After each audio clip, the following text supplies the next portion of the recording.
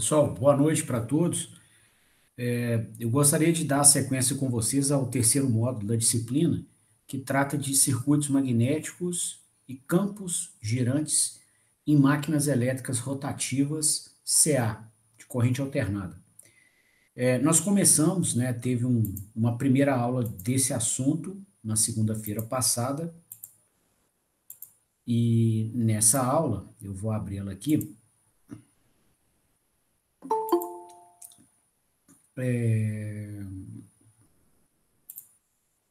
Nessa aula, a gente começou a estudar os circuitos magnéticos, que é um dos tópicos desse módulo. E na teoria de circuitos magnéticos, a gente tenta responder qual que é o ímã criado em um sistema alimentado por corrente elétrica. Então, é essa a resposta que a gente quer produzir, né? Aqui, é que a gente quer desenvolver com esse estudo. Então, a gente começou, né, esse estudo considerando a máquina elétrica rotativa com seu estator e rotor, né? Ela vai ser construída com uma dada geometria, né? Com uma dada quantidade de material, com uma dada permeabilidade magnética, o Mi, e a gente vai alimentar o nosso sistema magnético com uma fonte de força magnetomotriz, é a fonte criadora de ímã, que vai ser dada ou vai ser implementada por bobinas alimentadas com corrente elétrica. Aqui a gente já até começa a usar terminologias que a gente usa em circuitos. Por quê? Nós vamos mostrar na conclusão da aula de segunda, que vai ser feita hoje, que a tarefa, né, de se calcular o campo magnético em um sistema, ela pode ser representada, né, os elementos podem ser desenhados em um circuito, tal qual um circuito elétrico. Tá? Então, a gente vai herdar uma série de conhecimentos dos circuitos elétricos, então, para tratar de sistemas eletromagnéticos, o que é ótimo, porque a gente já tem várias e várias horas dedicadas para aprender circuitos elétricos. Então, herdar conhecimento nos interessa, né? Faz com que a gente consiga aprender coisas novas de uma maneira mais fácil, mais rápida. Bom, então, tendo sido mostrado, né, o contexto na máquina elétrica, né, de criação de campo magnético, campo magnético vão ser essas linhas verdes aqui no espaço, né, que vão circular as linhas de corrente, que são as azuis. E a gente observou que essas linhas de corrente, de campo magnético, de fluxo magnético, são as verdes, elas vão atravessar por um sistema que contém ferro, que é a casca cilíndrica do estator, ar, que é o entreferro de ar, ferro de novo, que é o cilindro do rotor, e ar novamente. Então, as linhas de campo magnético circulam no espaço por esses quatro trechos que montam o caminho fechado. E então a gente se propôs, né, a responder qual que seria o ímã criado na máquina nesse contexto e começamos o nosso estudo com uma peça mais simples. Tá? A máquina elétrica ela tem uma distribuição sofisticada de condutores, tem mais do que um condutor de uma dada fase numa ranhura, ela tem uma alimentação especial em cada um desses condutores. Então, assim, ela tem, né, uma estrutura toda diferente, mas que preserva os mesmos princípios que a gente colocou aqui em um sistema mais simples, né, para a gente começar a aprender desses sistemas de criação de campo magnético com corrente elétrica, num ambiente mais simples e daí subir a escadinha desse conhecimento degrau por degrau, para a gente não trupicar e não machucar, ok? Então a gente começou a fazer isso nesse sisteminha. Ele tem todos os elementos que o campo magnético enxerga na máquina. Então o campo magnético aqui, que são essas linhas em azul, né, que é a intensidade de campo, ou o fluxo, que são as linhas verdes, ele passa por uma peça de material de ferro fundido, depois no ar, depois volta ao ferro fundido. Ele é criado por linhas de corrente, né? Você tem espiras aqui, que são essas vermelhas, alimentadas por corrente elétrica, tal qual acontece na máquina também.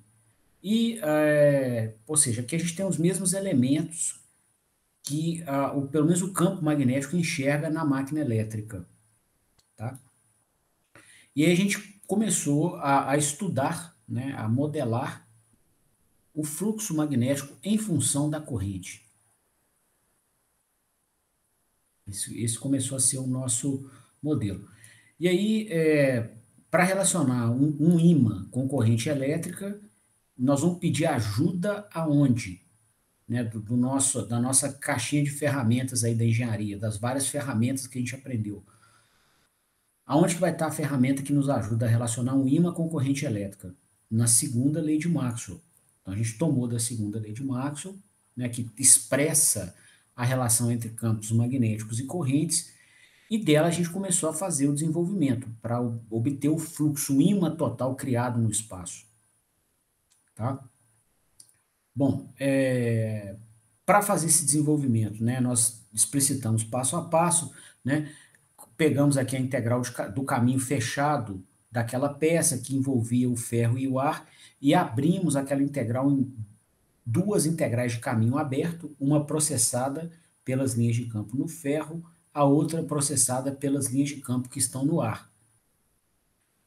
Para viabilizar o cálculo analítico, um modelo analítico, a gente possa fazer à mão, entre aspas, né, com nossos cálculos e não com o computador, a gente considerou um valor de campo magnético médio, tanto no ferro quanto no ar, que preserve a circulação total do campo, tá? Ou seja, um valor que fizesse com que a integral dos valores exatos do campo magnético em cada ponto do espaço ficasse igual ao valor da integral de um campo médio constante em todos os pontos.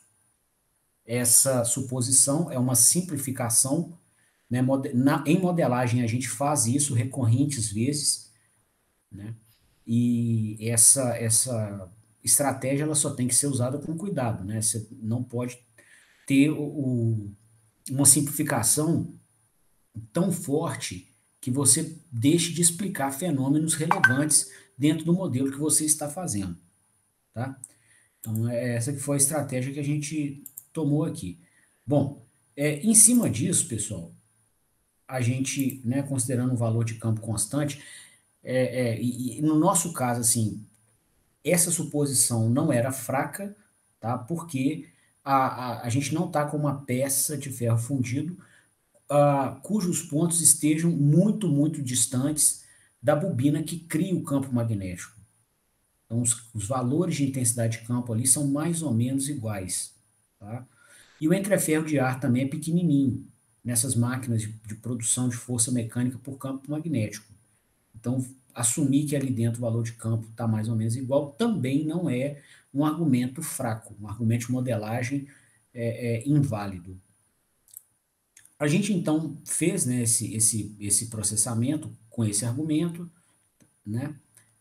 Desenvolvemos todos esses cálculos até chegarmos a essa linha aqui, ó, onde a gente estava calculando, né, já a circulação total, a gente já tinha resolvido a integral de circulação do campo magnético, tanto no ferro quanto no ar. As integrais já tinham sido resolvidas nesse ponto. E aí a gente começou a ligar a intensidade de campo ao fluxo magnético, né? A intensidade de campo é uma grandeza pontual, né, que modela para nós a ação da fonte criadora de campo que está perturbando o espaço. E o fluxo magnético é o sinal total, o ímã total que é criado naquela região, e não o valor em um único ponto. Ok? Bom, e aí para poder fazer essa ponte do H, que é a intensidade de campo, para o fluxo, a gente passou pela densidade de fluxo primeiro, foi esse ponto aqui, ó. O H é B sobre μ, né? A densidade de fluxo mede a resposta que o material está te dando, a capacidade do material de orientar os seus ímãs elementares na direção do campo externo, que é o H que está sendo imposto àquela região. Tá? No caso, a gente está usando aqui uma peça de ferro fundido, que é um material ferromagnético. Então, ele tem muita permeabilidade magnética. É natural a esses materiais que eles orientem os seus ímãs elementares na direção do ímã externo que a gente está aplicando. Tá?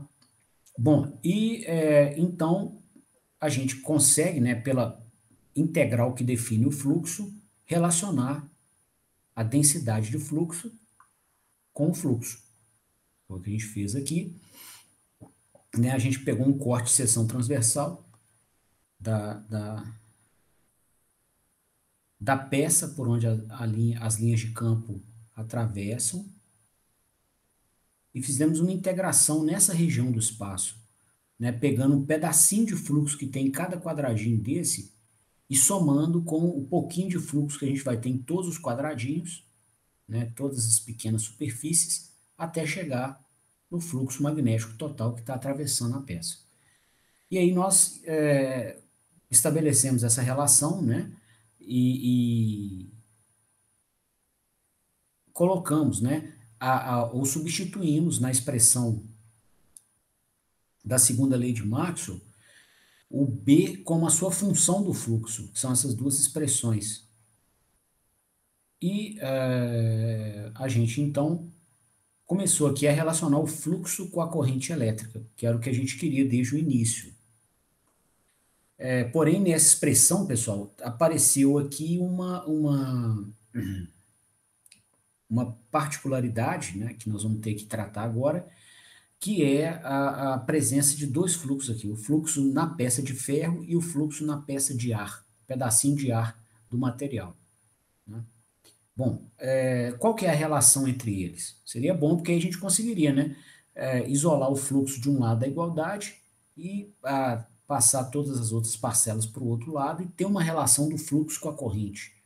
Né? Isso é sensacional. Olha o que nós estamos descobrindo aqui. A gente está descobrindo qual ímã que nós vamos criar de acordo com a corrente que a gente impõe naquele sistema. Tá? Isso é muito bacana. Você passa a dominar o sistema de maneira quantitativa. Você sabe como alimentá-lo para ter dele uma determinada resposta. Tá? Isso é nobre, esse domínio da natureza.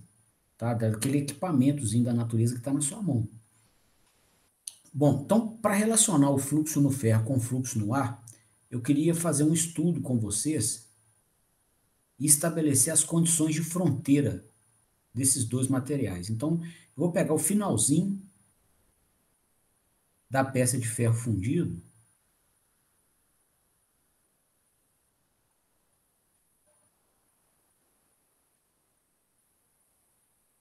tá? Que lá no estudo, no nosso desenho original, vou voltar lá só para a gente mostrar, é esse pedacinho aqui, ó. Essa região aqui entre o ferro, finalzinho do ferro e o início do entreferro de ar, tá? Então, vou dar um zoom nessa quina da peça, com foco nessa região, para saber como o fluxo se altera quando a gente sai do ferro e essas linhas de campo entram no ar, tá? Então, lá embaixo, vou replicar esse pedacinho, essa quina.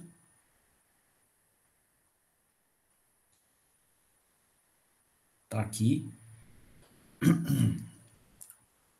Aqui a gente está na peça de ferro fundido. A peça é um volume no espaço, tá aqui. Tá? E essas linhas de campo vão entrar aqui no ar.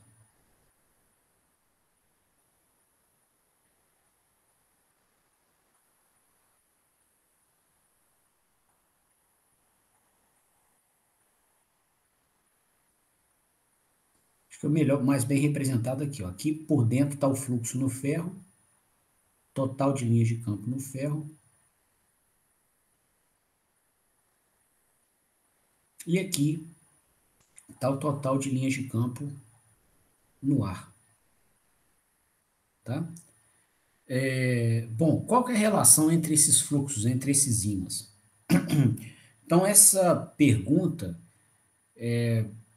ela pode ser respondida usando a ajuda de que ferramenta de engenharia?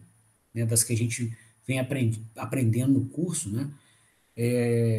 Na nossa caixinha intelectual de ferramentas técnicas, né? Qual delas nós vamos tirar de dentro da caixinha para responder isso? A quarta lei de Maxwell. Por quê? A gente está querendo relacionar fluxos magnéticos, né, em duas regiões do espaço distintas. E isso é o que a quarta lei de Maxwell faz. Ela relaciona fluxos magnéticos em regiões distintas do espaço. Né? Então, a quarta lei de Maxwell, para ela ser usada, para a gente tirar dela a ajuda que ela pode oferecer, nós temos que escolher um, uma superfície fechada.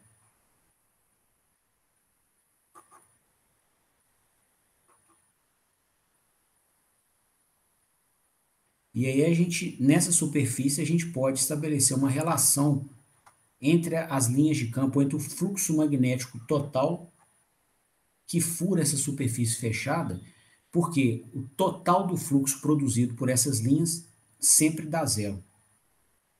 Quer dizer o seguinte, se você entra com linhas de polo norte de um campo numa região do espaço, né, num lado dessa superfície fechada, no outro lado vai ter que sair o mesmo módulo de campo magnético, só que polo sul. Então, o fluxo entrando é igual ao fluxo saindo. Tá? Então, a gente vai usar, né, a gente vai colocar dentro do nosso problema uma superfície fechada para poder usar a quarta lei de Maxwell. E essa superfície é abstrata, não é um equipamento que você vai comprar e botar lá. Né? A gente escolhe essa superfície para nos ajudar a entender um determinado sistema. Então aqui, ó, já que eu quero saber a relação do ímã no ferro e no ar, eu vou colocar uma superfície fechada, que é um paralelepípedozinho desse aqui, ó, que tem uma das suas faces no ar, né? A aresta de uma dessas faces eu estou desenhando aqui, ó. E a outra face no ferro,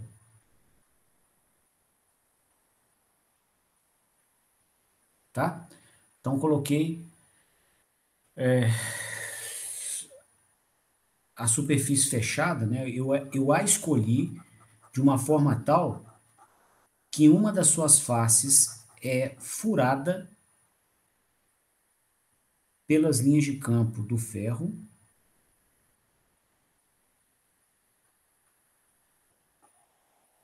que é essa face aqui, e a outra face dela é furada pelas linhas de campo que estão no ar, que é essa outra face aqui. Tá? Então, se a gente fizer essa superfície bem pequenininha, né, só para ver mesmo o que acontece na interface entre os dois meios, né, então esse aqui bem pequenininho, um DZ bem pequeno, tá? Então, o que a gente vai ver? Essa integral de superfície fechada seria, né, dada por uma integral nas 6 faces do nosso paralelepípedo laranja, tá? Então, seria integral na face 1 de BDS. Digamos que a face 1 seja essa aqui, ó, tá? Face 1, tá? Mais uma integral, né, na face 2 do cubinho, digamos que seja essa aqui da frente, de B escalar ds, mais uma integral na face 3 do cubinho, digamos que seja essa aqui da direita, ó, de B escalar ds, mais uma integral sobre a face 4 do cubinho. Digamos que seja essa aqui da esquerda agora.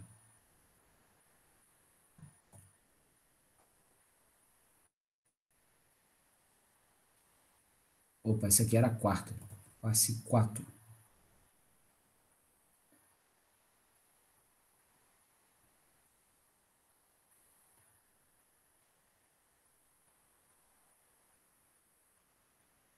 Mais um integral na face 5. Digamos que a face 5 seja a lá de trás.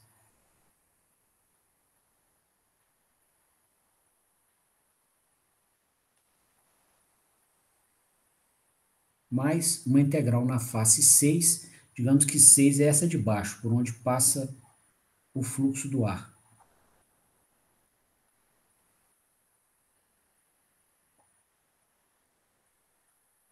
De B escalar ds. Tá? Então, a soma dos fluxos totais, do fluxo total, né, que atravessa 6 faces da nossa superfície fechada, é zero. Né? Só que acontece o seguinte, pessoal, essas integrais que a gente apresentou, essas 6 integrais, qual que é a estrutura delas? Qual que é o sentido físico do que está se fazendo aqui? Né? Aqui a gente está fazendo um produto escalar do B com o vetor área em cada ponto da superfície. Tá? Então, aqui, por exemplo, na face 1, ó, né, se você pegar um quadradinho infinitesimal desse da face 1, o vetor ds, ou vetor área, ele é ortogonal à face. E o tamanho dele é igual ao tamanho da própria face. Tá? Então, você vai fazer o B, que está entrando nessa linha de campo verde, que a gente tinha desenhado, né? Cada linha de campo dessa aqui é a nossa densidade de fluxo, que no caso aqui vai estar no ferro, vezes o ds. Então, na face 1,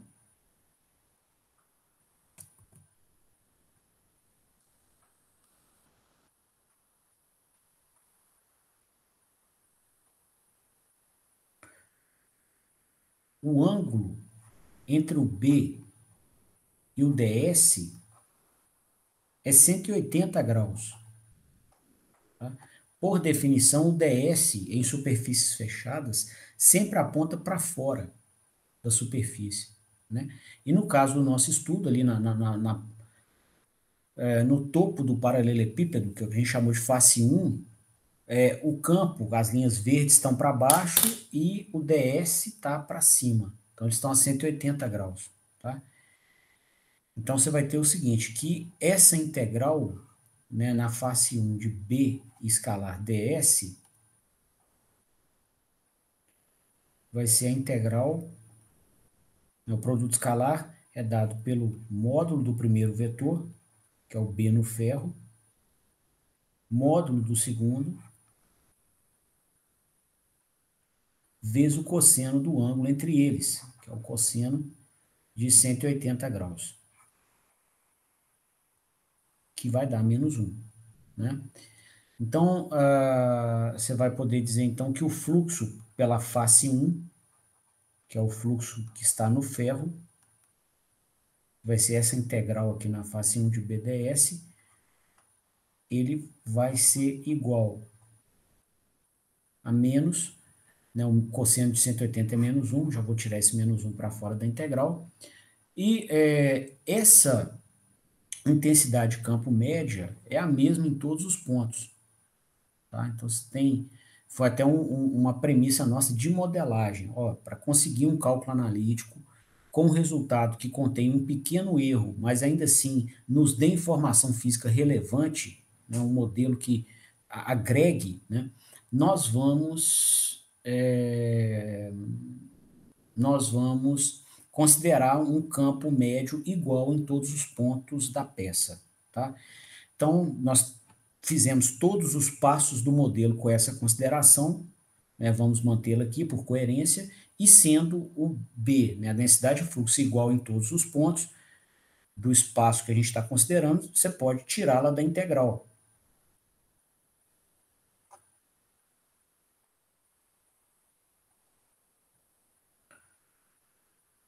Só uma coisa, deixa eu ver a nomenclatura que a gente usou.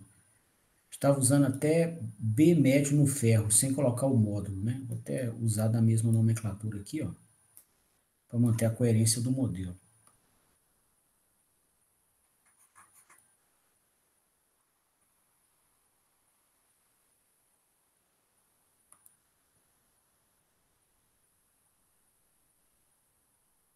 Tá? Então, você pode tirar essa parcela da integral e vai ficar uma integral sobre a face 1 do módulo de ds. Então, você vai somar nessa integral, integrar uma soma, né? E essa soma vai envolver o quê? Os pequenos quadradinhos cinzas aqui, ó. Então, vou somar a área desse primeiro quadradinho com a área do próximo, com a área do outro, com a do outro, com a do outro, com a do outro, até da área total. No nosso, na nossa apresentação do sistema, a gente chamou essa área total de A. Aqui, ó. Área A. É o corte de seção transversal da peça, que está uniforme. A gente assumiu ser uniforme na peça de ferro inteira. Então, vou salvar isso aqui, que eu acho que ele está doido para travar.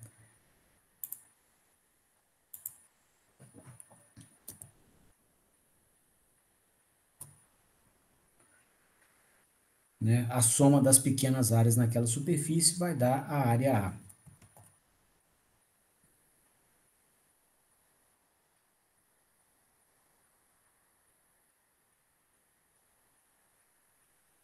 Ok? Bom, nas outras faces, a 2, a 3, a 4 e a 5, que formam esse cinturão, tá? Essa cinta em torno dessa superfície fechada laranja, né? As faces que estão na vertical, vamos colocar assim, tá? O que vai acontecer? O B, né, é a densidade de fluxo verdinha, né? E o ds, ele é sempre ortogonal à área que ele representa. Então, o que a gente vai observar aqui? Ó? Nós vamos promover nestas quatro faces produtos escalares de dois vetores ortogonais, né? E aí, pela definição do produto escalar, né? Tá até escrito aqui, ó, módulo do primeiro, módulo do segundo, cosseno do ângulo entre eles. Se você calcula o cosseno de dois vetores que são ortogonais, o resultado vai dar zero. Vai ser o quê? Cosseno de 90 graus, tá? Então, nas outras faces, não tem fluxo, inclusive você vê pelo desenho, tá? O campo passa tangenciando essas faces, não fura as faces. Então, não tem fluxo que nessas quatro faces que estão, né, nesse contorno, nesse cintamento aqui da nossa superfície fechada.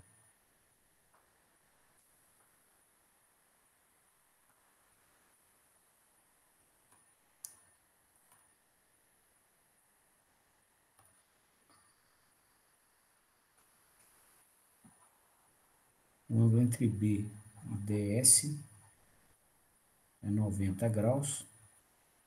Então, logo, né, qualquer integral de superfície naquelas faces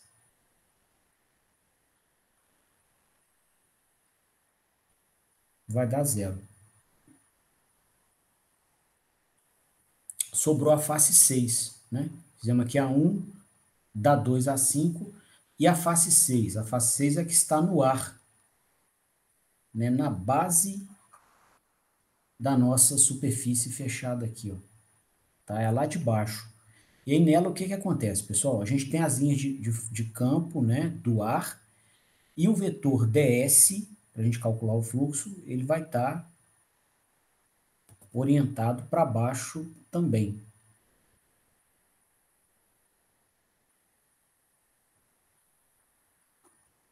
Então, nós teremos nessa última face o B do ar e o ds paralelos, os dois para baixo.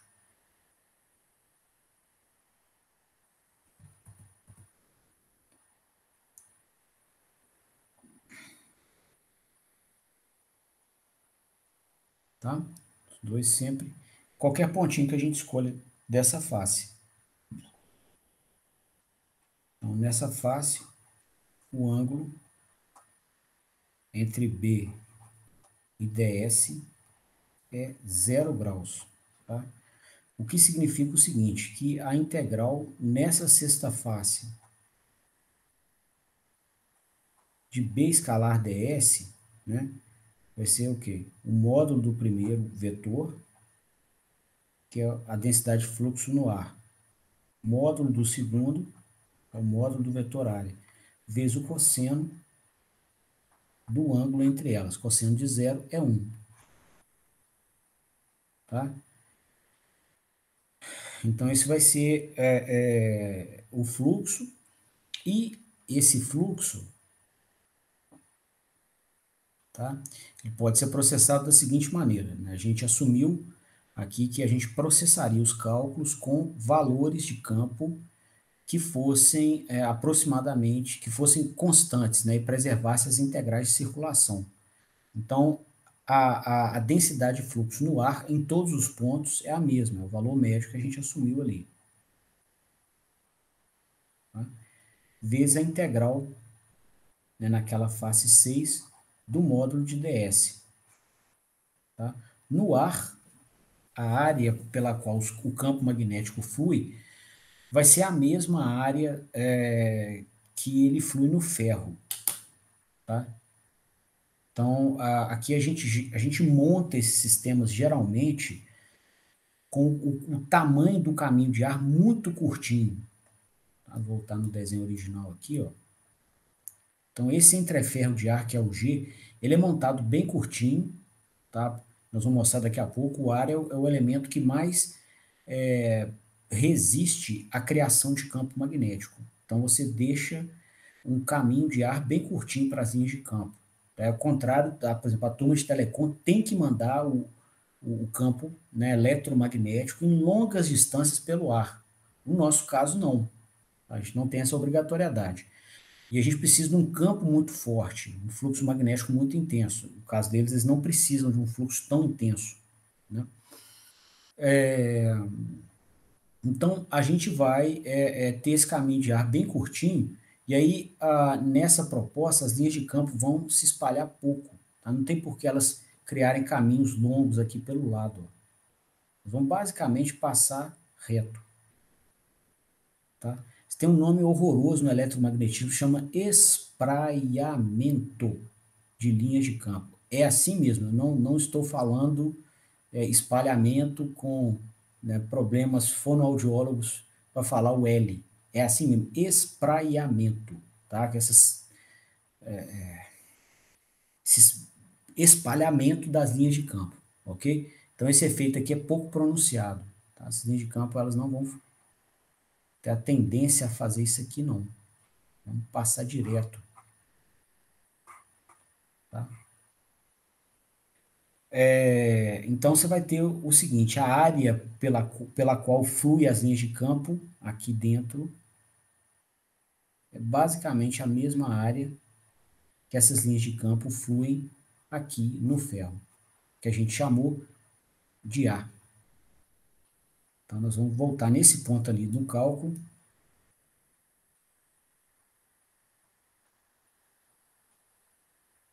né? E essa soma das pequenas áreas em cada ponto da superfície que está no ar vai dar a própria área da superfície, que vale A.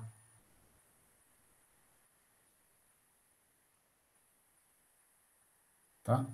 Então, para ter, né, a soma total do fluxo magnético nessa superfície fechada laranja e estabelecer uma relação entre os fluxos do ferro e do ar, nós vamos ter o seguinte, ó, nós vamos somar esses 6 fluxos, né, que era aquela integral na superfície fechada, e essa integral, essa soma, só vai conter parcelas não nulas na face 1, que é o que a gente mostrou aqui nesse passo do desenvolvimento, e na 6.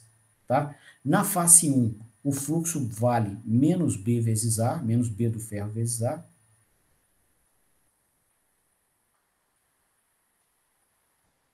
E na face 6, ele vale o B do ar vezes a área A.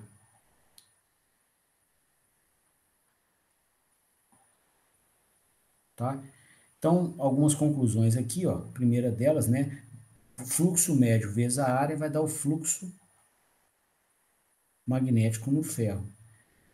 B do ar, densidade de fluxo no ar, né? Densidade de fluxo. Quantos Weber por metro quadrado você tem em cada ponto? Vezes A metros quadrados. Vai te dar quantos Weber de fluxo você tem ali atravessando aquela superfície de ar. Então, conclusão, o fluxo no ferro é igual ao fluxo no ar, quando nós estamos na fronteira entre os dois meios. E aqui o que a gente concluiu para ferro e ar vale para qualquer fronteira que você, para materiais que você queira estudar, né, que estejam em uma fronteira, quaisquer materiais, tá?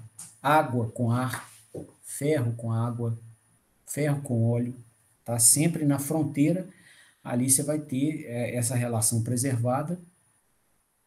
E aqui também, ó, cortando área com área, a densidade de fluxo, que é quando a gente iguala os dois, né? O sinal de menos some, a densidade de fluxo nos dois materiais também é a mesma.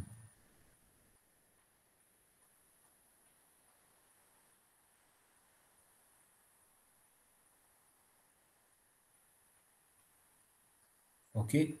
Então, essa é a nossa relação entre os fluxos que estão nos dois meios, tá? E nós vamos usar dessa relação para, então, completar o estudo do nosso sistema magnético. A gente estava nesse ponto aqui, ó, e vamos colocar aqui no lugar do fluxo do ferro e do fluxo do ar, o fluxo da peça, já que eles dois são iguais, tá? Então,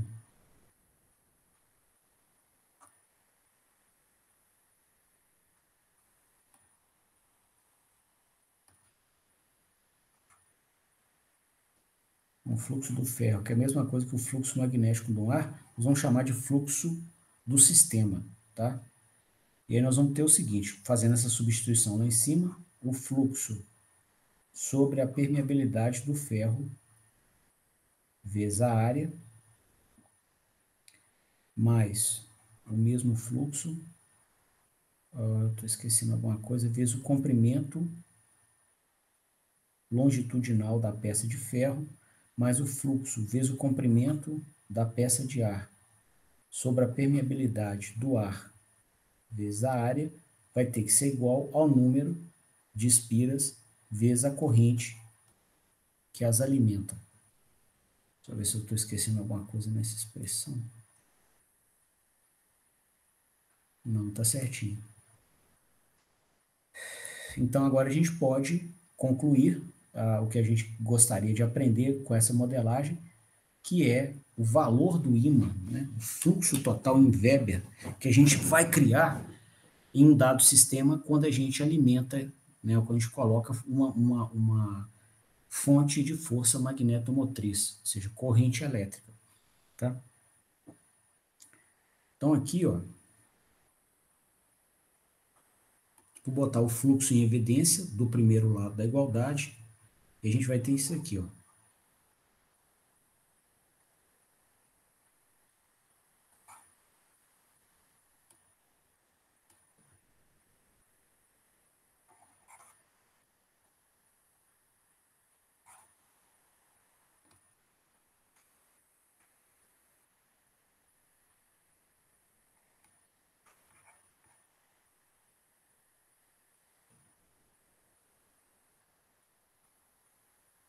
Logo, então, o fluxo vai ser dado pela relação entre NI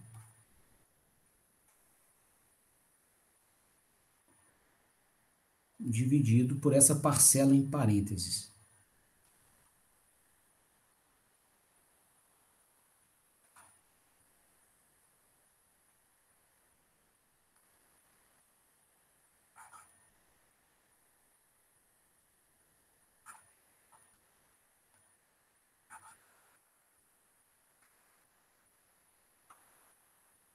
Tá? Que era a resposta que a gente queria obter. A gente queria aprender, né, qual que seria o fluxo que o sistema teria. Bom, tirando algumas interpretações do modelo, esse modelo aqui ele é bem rico em coisas novas para a gente aprender. O que a gente vê aqui? Ó? Os elementos que impõem resistência ao estabelecimento do fluxo, que inibem o estabelecimento do fluxo, são esses elementos que estão aqui em parênteses no denominador. Né? Quando eles crescem, quando de alguma maneira o valor do denominador cresce, a gente vai ter menos fluxo. Se o denominador diminui, nós vamos ter mais fluxo. Tá? Então, existe aqui nesse sistema uma certa impedância à criação de campo magnético, fazendo uma analogia com circuitos elétricos. Né? Nos circuitos elétricos existem as impedâncias que são os dificultadores, né? Os elementos que se opõem à circulação de corrente. Tá? E a gente vai ver nessa impedância magnética, que é chamada de relutância, né, do sistema, a gente vai ver uma contribuição do ferro e uma contribuição do ar. Tá? Então, essa primeira contribuição, né, do ferro, que envolve o comprimento da peça de ferro, a área dela, a permeabilidade do material que a gente escolheu para o ferro. Né? Nós vamos chamar essa impedância magnética aqui do ferro de relutância do ferro. A segunda parcela do denominador, ela contém também um termo que modela para nós a dificuldade que o ar sozinho iria impor ao estabelecimento das linhas de campo. Né? Então, a gente tem aqui ó, o comprimento do ar, a permeabilidade do ar, o tamanho do caminho de ar. Tá? Então, são todos elementos associados ao ar. Né? Então, a gente vai chamar essa impedância do ar aqui, para o sistema magnético, de relutância do ar. Tá? Então, o nome usado no contexto de circuitos magnéticos é o de relutância.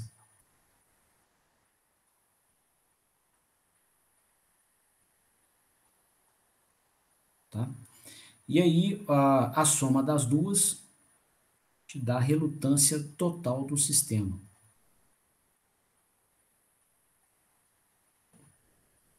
Ok? Bom, a gente também vê aqui na expressão que o nosso fluxo magnético, o nosso ímã, pode se tornar mais forte se a gente maximizar o numerador. E a gente dá um nome especial a esse numerador, né? O que esse numerador contém? Ele contém aqui a expressão do elemento que funciona como fonte de criação do campo magnético. Né? Se a gente buscar lá da segunda lei de Maxwell, que foi a expressão para a qual a gente pediu ajuda para fazer esse trabalho, lá da primeira linha desse modelo, aparecia esse termo do numerador, N vezes I, o número de espiras do sistema, vezes a corrente em cada uma delas. Tá? E qual que é o sentido físico dela? Né?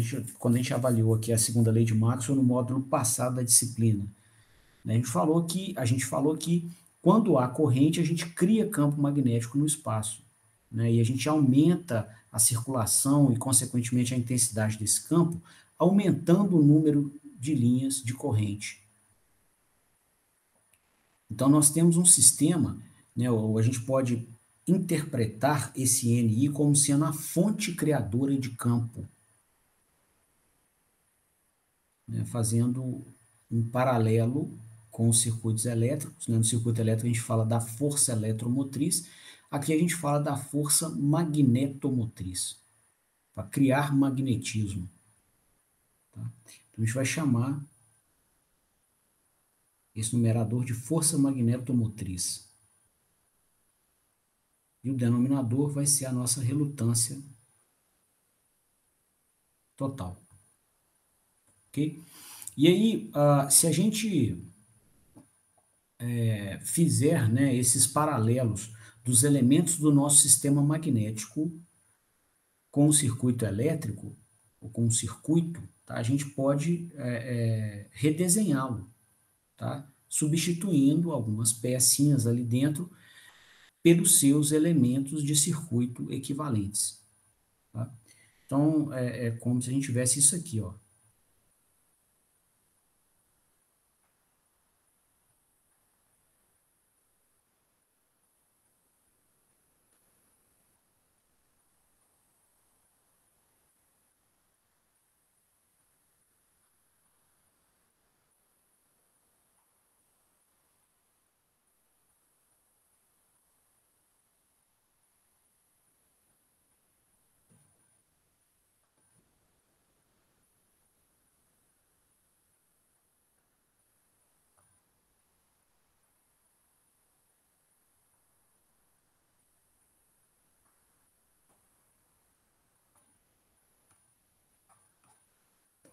Você tem a corrente, você tem as N espiras, né?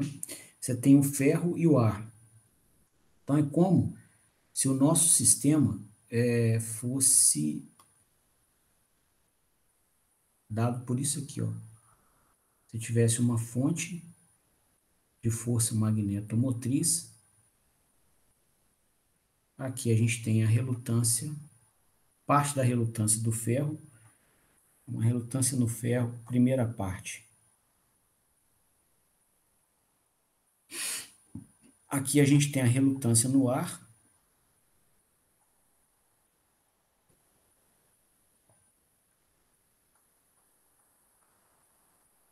e aqui embaixo o restante da relutância do ferro. Relutância do ferro 2. Tá? E o fluxo magnético que vai estar presente aqui na peça, que foi o que a gente calculou,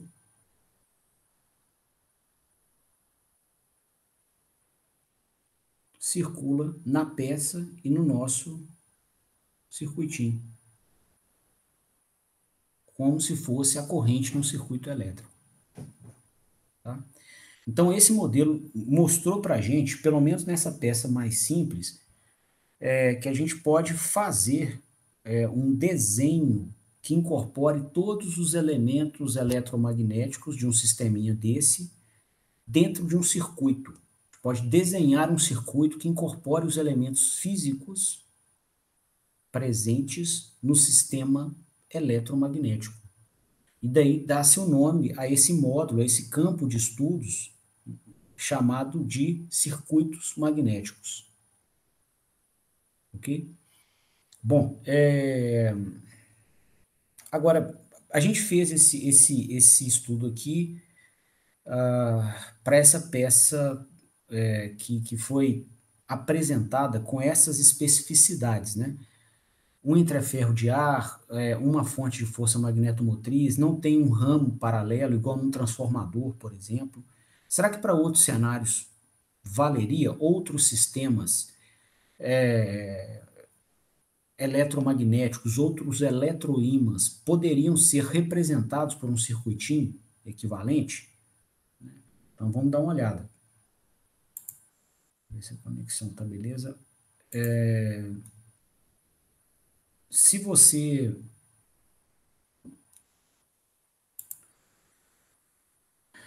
tivesse uma outra fonte de força magnetomotriz, essa teoria nossa valeria? Vou tentar responder essa pergunta.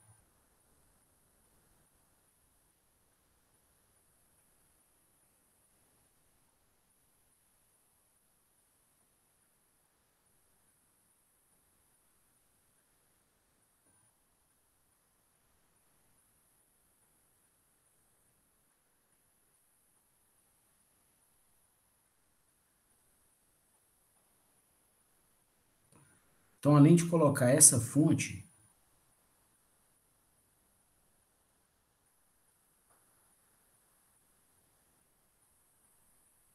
uma primeira corrente, eu vou chamar de I1, porque nós teremos uma outra. Digamos que a gente colocasse uma outra fonte de corrente aqui, ó.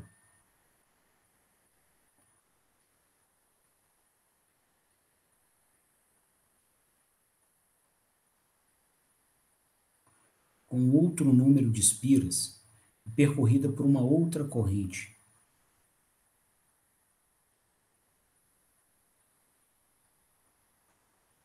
será que valeria a nossa teoria?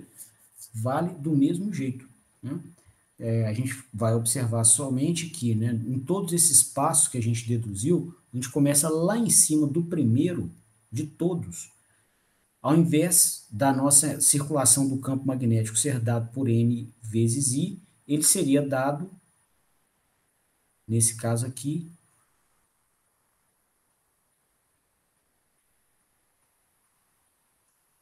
por N1 I1 mais N2 I2, né? Então, esse segundo lado da igualdade aqui, que a gente usa na segunda lei de Maxwell, tem a soma das linhas de corrente que furam o interior do caminho fechado por onde o campo circula. Então, se você aplicar a regra da mão direita, você vai ver o campo magnético circulando aqui, ó.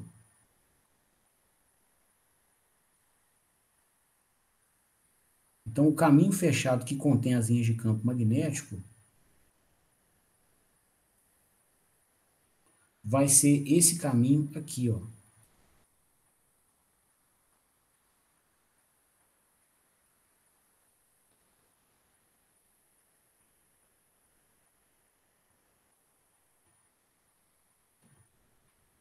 Esse caminho fechado C que aparece na expressão é esse laranja que eu fiz, tá? E aí o interior desse caminho fechado é furado pela linha de corrente na primeira fonte de força magnetomotriz aqui e aqui. E ele também é furado pela segunda fonte de força magnetomotriz aqui, aqui e aqui. Olha que legal. Então, você pode igualar, né, a circulação do campo magnético, o H, né, no caminho, como sendo a soma das das contribuições das duas bobinas, N1 e 1 mais N2 e 2. E no nosso desenvolvimento, essas duas parcelas aqui não se alteraram. Então, se a gente fizesse o mesmo desenvolvimento, a gente ia chegar aqui embaixo e no lugar de NI, a gente teria N1 e 1 mais N2 e 2. E a mesma associação dessa equação com um circuito poderia ser feita. A gente poderia aqui chegar e colocar uma fonte de força magnetomotriz aqui na região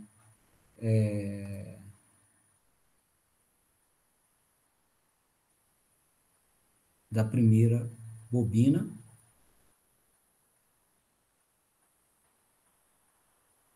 a relutância do ferro, a segunda fonte de força magnetomotriz na segunda bobina,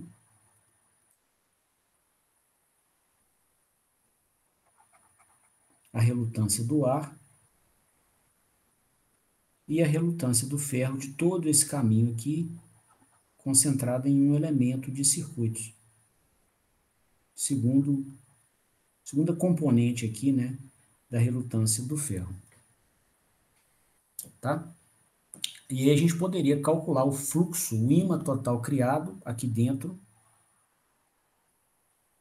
da mesma forma que a gente faria com o circuito elétrico, onde o fluxo faz as vezes de corrente, as forças magnetomotrizes fazem as vezes das fontes de tensão e as relutâncias fazem as vezes das impedâncias.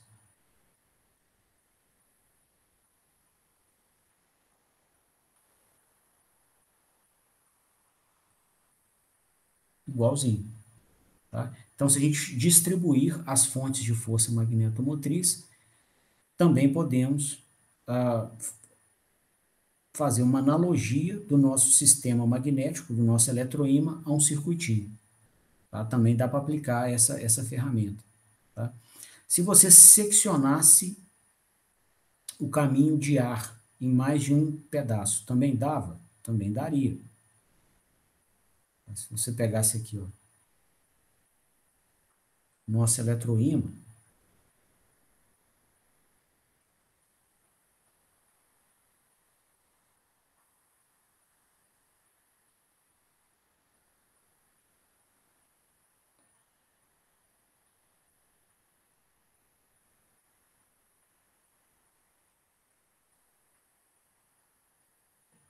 fizesse isso aqui com ele, ó, colocasse 2 caminhos de ar,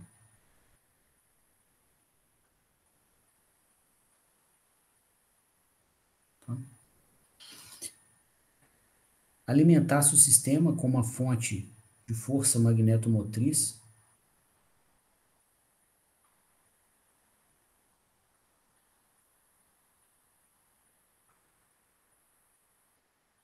com uma corrente I qualquer, e você quisesse calcular o ímã criado aqui nesse sistema, você poderia fazer uma analogia, né, desse sistema aqui com o sistema que a gente modelou, que tinha um caminho de ar? Também pode, tá?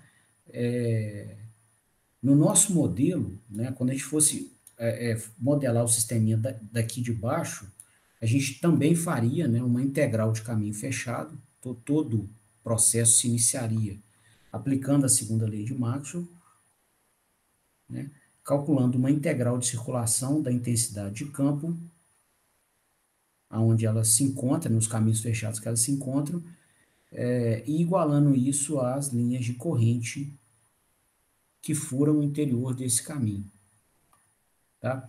Então, pela regra da mão direita, né, o campo magnético estaria em torno desse caminho fechado,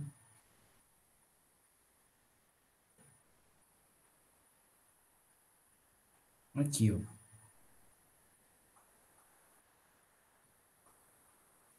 Então, a fonte de força magnetomotriz é a mesma, ó. Você tem o interior desse caminho fechado, que é essa superfície aqui. Imagina que a gente colocasse um plástico, tá? Que fosse encerrado pela superfície fechada. Desculpa, pelo caminho fechado. Tá? Esse plástico ele ia cobrir essa área achurada. E ele ia ser furado pela linha de corrente uma vez aqui e outra aqui, ó. Tá? Então é a mesma fonte de força magnetomotriz, é o número de espiras vezes a corrente, tá? E no processamento dessa segunda lei de Maxwell, que foi o que a gente usou no nosso modelo, né, a gente dividiu a integral de caminho fechado em 2 integrais de caminho aberto, tá? Uma no ferro e outra no ar, para a peça que nós trabalhamos no início da aula. Para essa peça aqui seria uma integral no ferro,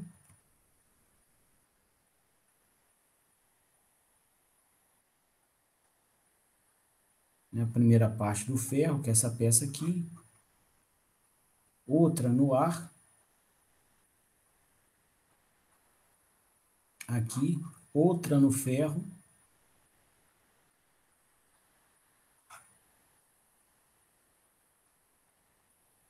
aqui, e a última no ar. Ou seja, não ia fazer diferença com relação ao modelo que a gente usou originalmente com uma única pecinha no ar. A última integral no ar é essa aqui, ó. Tá? Por quê? A gente incorporar essas 2 integrais aqui, ó, envolvendo o campo no ar e uma única parcela, né, que deu lá no nosso processamento, virou o quê? H do ar vezes o comprimento total da peça de ar. Na verdade, seria o comprimento daqui, G1, mais o daqui, G2. Tá? Você poderia usar do mesmo jeito a teoria de circuitos magnéticos. E aí você teria, então, né, aqui na fonte, na bobina que cria ímã, uma fonte de força magnetomotriz. Nessa peça aqui, a relutância do ferro.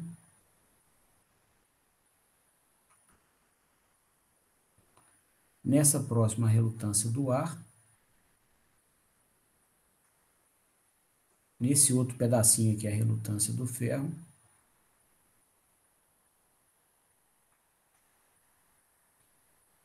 Nesse outro, a relutância do ar. E aqui, considerar que a relutância desse pedacinho final de ferro já está incorporado aqui em cima. Tá? Então, você poderia usar da mesma forma, mesmo que você segmentasse, né, o sistema em várias peças de ferro e ar. Tá? Você pode calcular uma impedância equivalente do sistema magnético, somando as relutâncias que estão em série. Tá? Até aparece na expressão final que a gente desenvolveu aqui no modelo, ó, as relutâncias somadas. Né? E elas estão assim porque a região de ferro por onde as linhas de campo passam se encontra em série com a região de ar. Então, as respectivas relutâncias estão em série também. Tá? Então, você pode chegar num sistema desse aqui, ó, inclusive fazer simplificações que a gente faz na teoria de circuitos, né? Calcular, por exemplo, a relutância equivalente, a relutância total que estaria aqui, ó.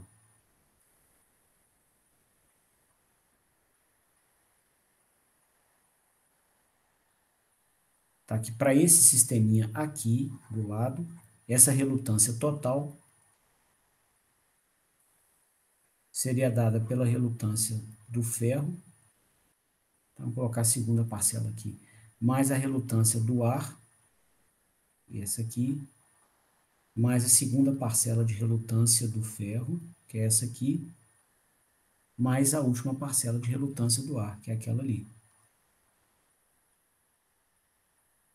Aqui você tem sua fonte de força magnetomotriz, que é a bobina vermelhinha percorrida por corrente, e nesse sistema vai ter um fluxo magnético, né, que faz as vezes da corrente elétrica no circuito elétrico. Olha que legal, dá para fazer igualzinho, tá? Fazendo também um paralelo da força magnetomotriz com a força eletromotriz ou com as tensões, diferenças de potencial que nós temos nos circuitos elétricos, você pode caracterizar,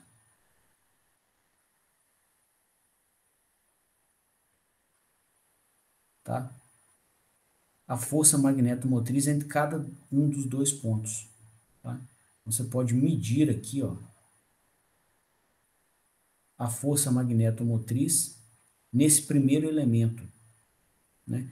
A força magnetomotriz aqui faz as vezes da tensão no circuito elétrico. Né? Então, se a gente fosse calcular a tensão numa resistência, seria o valor da resistência vezes a corrente. Aqui, então, a força magnetomotriz vai ser quem faz as vezes da resistência, a relutância, quem faz as vezes da corrente, o fluxo. Então, dá para você calcular em cada elemento aqui qual é a força magnetomotriz associada a ele. Tá? Aqui no ar também, aqui no ferro e aqui na última pecinha de ar. E a somatória, igual num contexto de circuito, né, a somatória das tensões de cada componente em um laço nos dá a tensão da fonte que alimenta aquele laço. Aqui vale a mesma coisa. A somatória das forças magnetomotrizes em cada um dos componentes nos dá a força magnetomotriz total que alimenta esse laço onde o fluxo magnético circula. Igualzinho, tá? Bom, na teoria de circuitos a gente sabe também que em alguns sistemas as impedâncias vão ter diferenças enormes, né? E a maior parte da tensão da fonte, no nosso caso aqui a força magnetomotriz, fica consumida nessas impedâncias. Né? Então, essas impedâncias que vão ditar o comportamento do sistema. No caso de eletroímãs, né, máquinas elétricas, sistemas eletromagnéticos, esse comportamento também se preserva. Tá? Então, se a gente olhar aqui, pessoal, na estrutura das relutâncias, né, do ferro e do ar, com um certo cuidado, a gente vai ver que elas são brutalmente diferentes.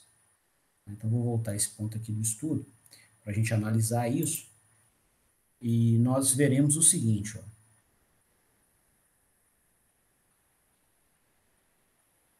Outra cor.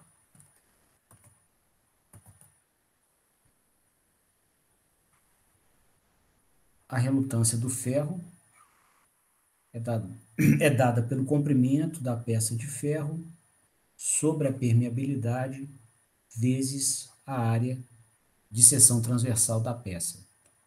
A relutância do ar é dada pelo comprimento da peça de ar sobre a permeabilidade do ar vezes a área na qual as linhas atravessam. Tá? Então, vamos tentar comparar essas duas relutâncias para ver se alguma delas domina o comportamento do campo magnético no espaço. Né? Talvez uma das duas seja tão maior do que a outra que o fluxo magnético fique basicamente limitado por essa, que é grandona. Né? E aí, caso a gente precise aumentar o fluxo, a gente sabe aonde vale a pena trabalhar, aonde vale a pena colocar os esforços para ter um crescimento substancial do fluxo. Ok? Bom, então, se a gente olhar aqui, pessoal, a área por onde o campo magnético atravessa, tanto quando ele está no ar, quanto quando ele está no ferro, é a mesma área. Tá? As permeabilidades são brutalmente diferentes. Tá? Então, a permeabilidade do ferro, ela é tipicamente 10 a 3 vezes maior que a do ar, tá? É fácil você achar peça de ferro fundido que a permeabilidade do ferro é 1.500 vezes maior do que a permeabilidade do ar, tá? Então, se você colocar comprimentos da mesma ordem de grandeza num circuito magnético, o L do ferro e o comprimento do ar, que nós chamamos de G, o que vai acontecer? Você vai ter na relutância do ferro uma parcela que é 1.500 vezes maior, né, aqui no denominador, do que o denominador da relutância do ar. Então, a relutância do ferro, caso esses comprimentos fossem similares, a relutância do ferro é brutalmente menor do que a relutância do ar. Né? Então, é como se, fazendo até um paralelo aqui a circuitos elétricos, é como se o ferro fosse o condutor. Se tivesse um circuitinho, né? Olhando aqui, ó, desenhando aqui do lado.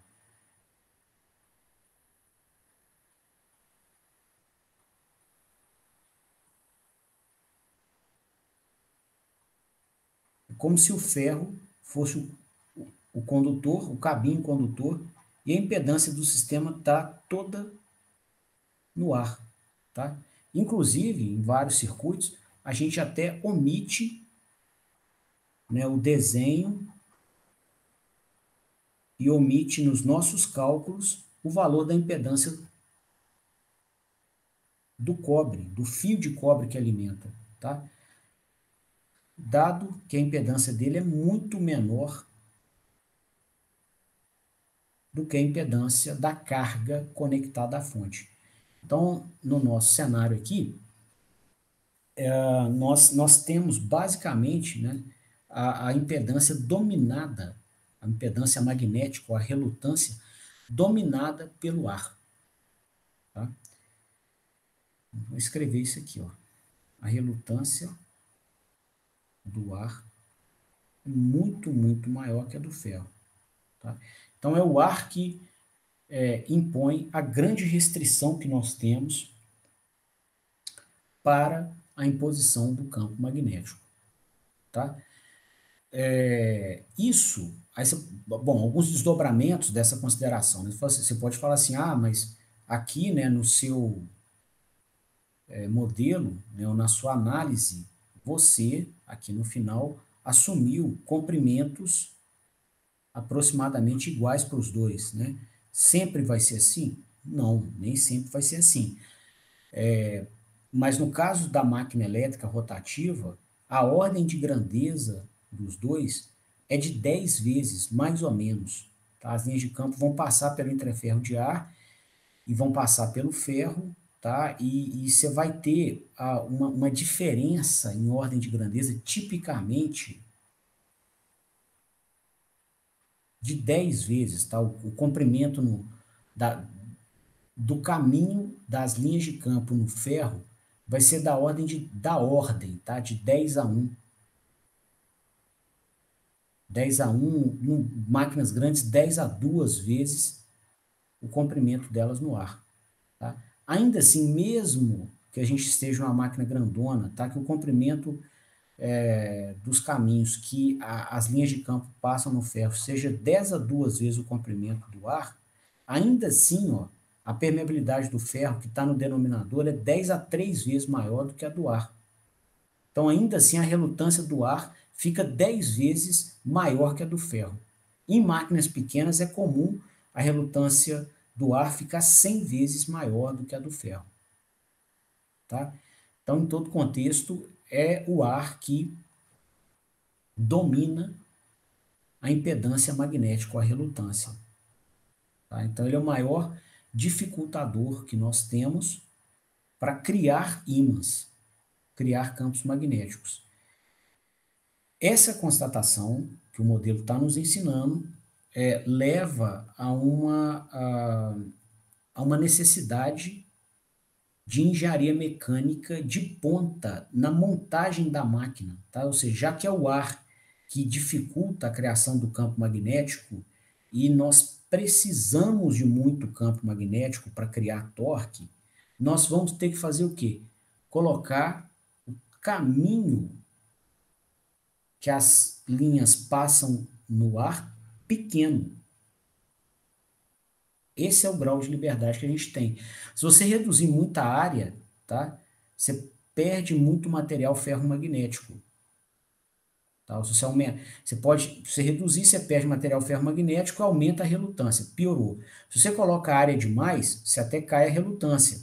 Só que você também vai ter que colocar muito mais material. A máquina fica, né, com mais área, fica mais cara e mais pesada. Tá? Então, existe, né, uma área ótima e você pode, dessa área ótima, com essa quantidade ótima de material ferromagnético, aumentar o campo magnético sem gastar mais material, desde que você reduza o tamanho, o comprimento do caminho que as linhas de campo passam no ar, que é esse G aqui. Né? No caso da máquina, esse caminho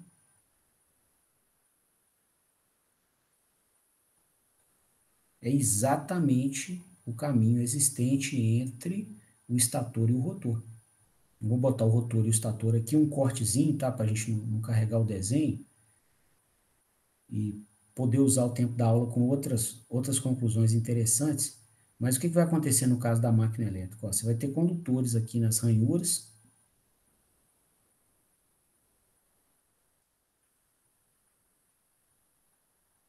né? E o seu campo magnético vai circular por aqui, ó.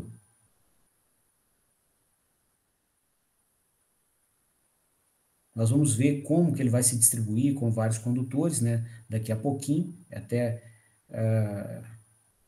parte desse módulo da disciplina, né? Circuitos magnéticos e campos girantes. Para explicar os campos girantes, nós vamos ter que imergir nesse estudo, tá? Mas olha só, aqui, ó, as linhas de campo estão passando pelo ferro, então tem a relutância do ferro no ar, a relutância do ar, no ferro, a relutância do ferro e no ar de novo. Tá vendo? E aí, o nosso modelinho de circuitos magnéticos acabou de nos ensinar que, se a gente quiser aumentar a quantidade dessas linhas de campo, né, ter um fluxo magnético mais intenso aqui, saindo do estator e indo para o rotor, mais linhas de campo, o que nós temos que fazer? Reduzir o tamanho do caminho que o ímã tem quando ele passa no ar, que é o G aqui, tá? Do nosso circuitinho magnético. Tá? E aí, o que acontece? Então, as montagens de máquinas elétricas são feitas permitindo um espaço entre o rotor e o estator da ordem de milímetros. Tá? Então, isso aqui é da ordem de grandeza de 10 a -3 metros. Milímetros mesmo, tá? E assim, a montagem, ela é muito bonita, tá? Em termos de engenharia, é um produto de engenharia muito bonito de ver e dificílimo, porque você vai pegar um rotor, que é a pecinha que está aqui dentro, né? A parte rotativa, tem que ser apoiada, né? Nos rolamentos e mancais ele tem centenas, às vezes milhares de quilos. Tá? A máquina muito pequenininha, você vai ter aí 15 quilos, 10 quilos. As máquinas maiores, você começa a ter aí 100 quilos, brincando.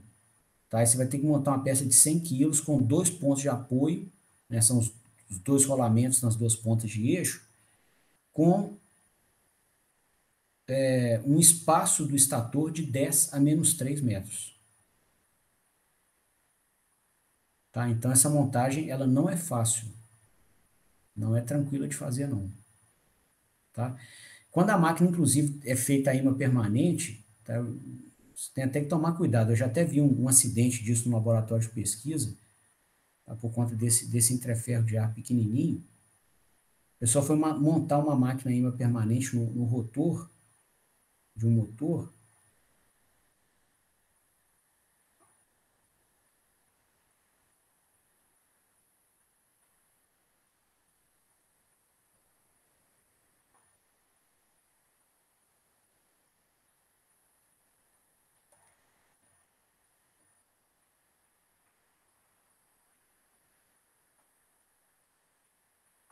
Tá?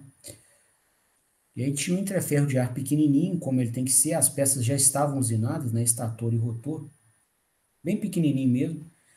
E aí os ímãs permanentes seriam alocados em slots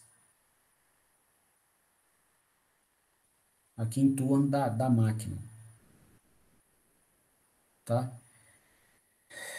E aí, na hora de montar, o pessoal não equilibrou aqui, ó, eles não foram colocando um ímã de um lado e o outro a 180 graus, tá?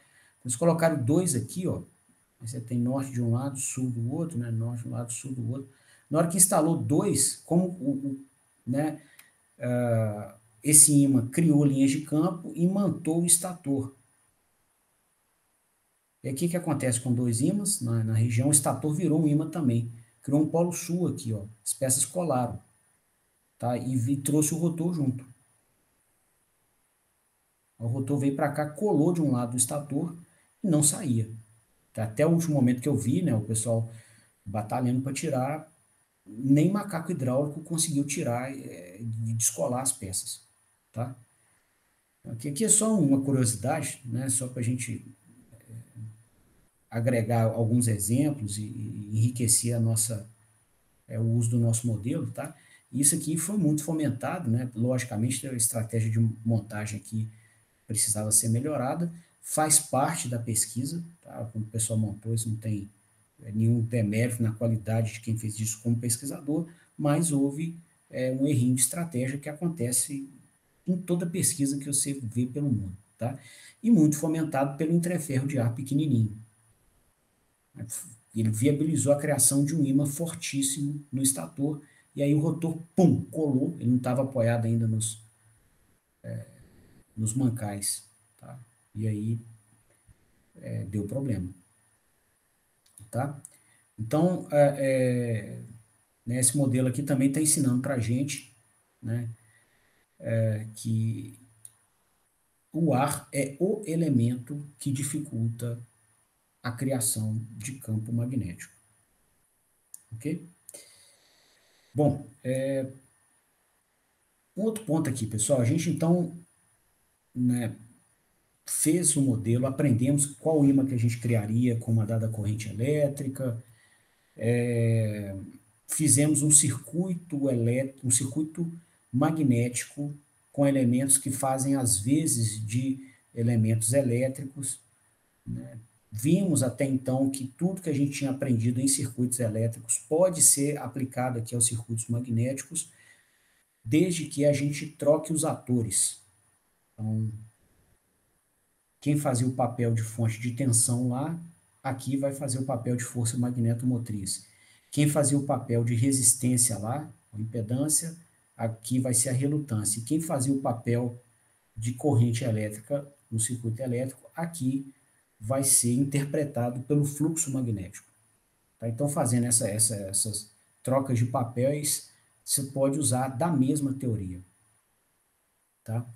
Só que nós não colocamos nenhum ramo paralelo. Né? Será que vale? Se você tiver ramos paralelos, né, na teoria de circuitos tem sistemas com impedâncias paralelas. Então vamos fazer essa análise aqui.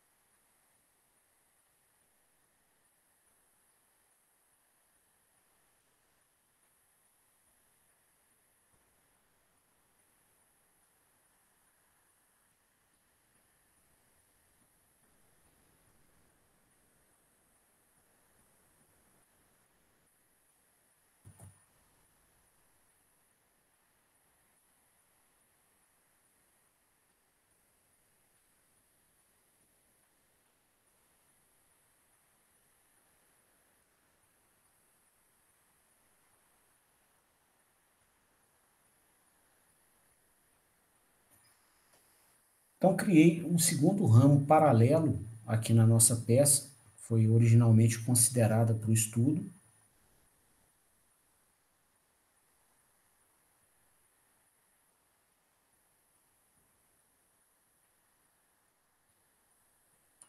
Está aqui a nossa fonte criadora de ímã, nossa força magnetomotriz.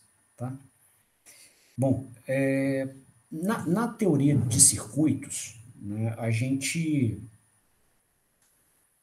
deduz as expressões para as impedâncias equivalentes de associações paralelas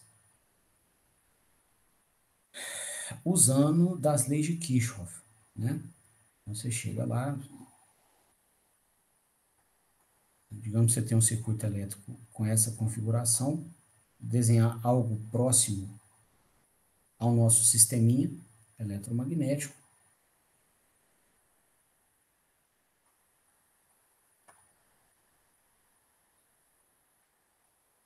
né?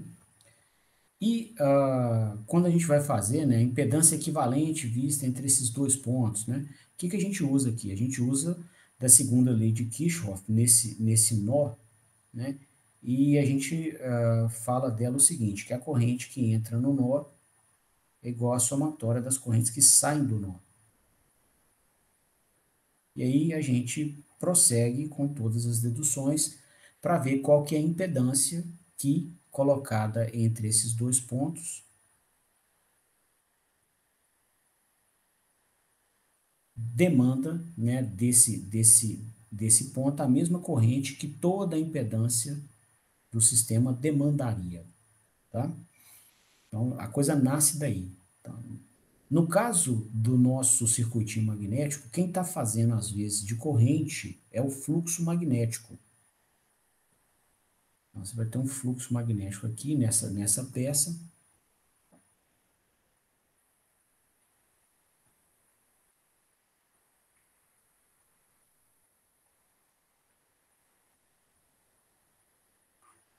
Vai ter um outro fluxo aqui e um outro aqui. Tá? Será que a soma desses fluxos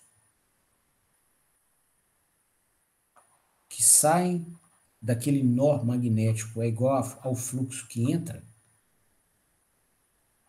Será que é? Bom, então, para responder essa pergunta, né, vamos buscar das nossas ferramentas intelectuais.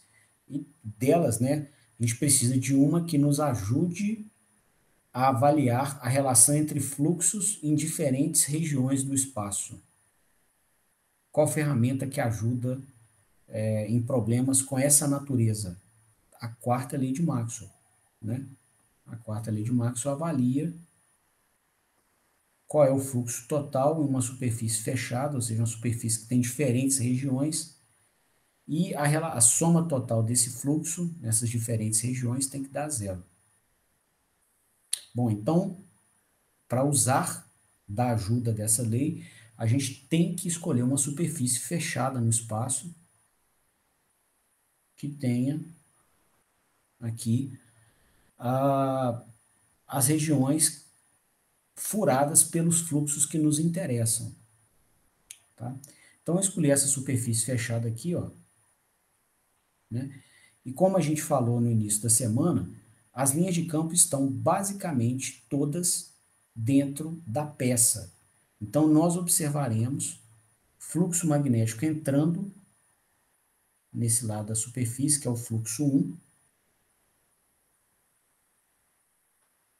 fluxo magnético saindo desse outro lado, que é o fluxo 3, e nesse outro, que é o fluxo 2. Tá? Bom,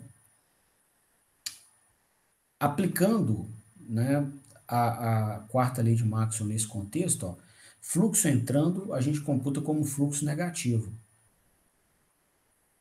Fluxo saindo, que é esse caso e esse, como fluxo positivo. Fluxo saindo da superfície. Então, a somatória deles dá zero. Tá? Então, o que você pode dizer? Que o fluxo 1 vai ser dividido nos dois ramos paralelos. Exatamente como acontece com a segunda lei de Kirchhoff. Tá? Logo, então, você pode fazer para sistemas magnéticos com ramos paralelos o uso dos circuitos magnéticos. Tá? Isso é também possível, naquele contexto, associar o sistema magnético a um circuito, né? Que pode ser analisado usando as mesmas ferramentas de circuitos elétricos, só trocando-se os atores. Então, você pode chegar aqui, ó, né, e chamar a sua fonte criadora de ímã de fonte de força magnetomotriz. Você vai ter uma relutância aqui, aqui divide.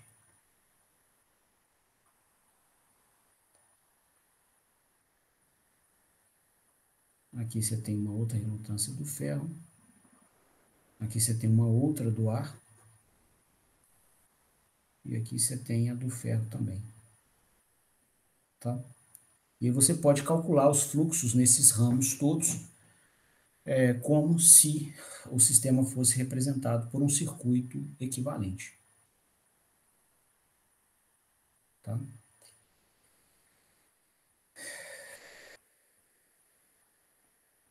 Então, ou seja, em qualquer configuração, né, que o nosso sistema magnético se apresentar, nós somos capazes de tratá-lo, caso seja conveniente, seja bom para nós somos capazes de tratá-lo como um circuito magnético. Tá? Isso traz uma vantagem sensacional, né, que você vai pegar uma peça complicada, com, né, sinais abstratos, e conseguir relacionar o mundo elétrico com o mundo magnético em escala macroscópica, ou seja, peças grandes, usando ferramentas já dominadas, que são ferramentas de circuitos. Nós não teremos que aprender uma nova teoria eletromagnética para tratar, né, com boa qualidade os sistemas magnéticos. Ok? Então, isso aqui encerra a apresentação que eu queria fazer sobre circuitos magnéticos. Agora nós vamos usar isso para deduzir os ímãs da máquina. Né? Inclusive, um desses ímãs tem que girar. Né? Os dois, o do estator e o rotor, são os campos girantes. Ok? Bom, eu vou, para não prejudicar aprendizado, eu acho que vale a pena segmentar as aulas, a de campos girantes e essa aqui de circuitos magnéticos, tá? Para que vocês tenham tempo de assimilar o recado e aproveitar desse material no estudo de campos magnéticos girantes, tá? Então, é um pedido que eu faço para estudar isso aqui para a aula de amanhã, e amanhã nós vamos começar com os campos girantes. Eu queria abrir a palavra para vocês, caso tenha alguma dúvida, alguma consideração, pergunta, estou à vontade, estou à disposição, vocês fiquem à vontade.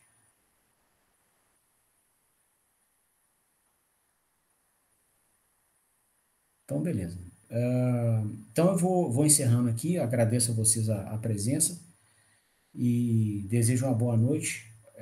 A gente se vê amanhã, então, às 7, tá bom? Boa noite, Beleza. Boa noite. Falou, Sérgio. Até amanhã. Falou, Igor. Até amanhã.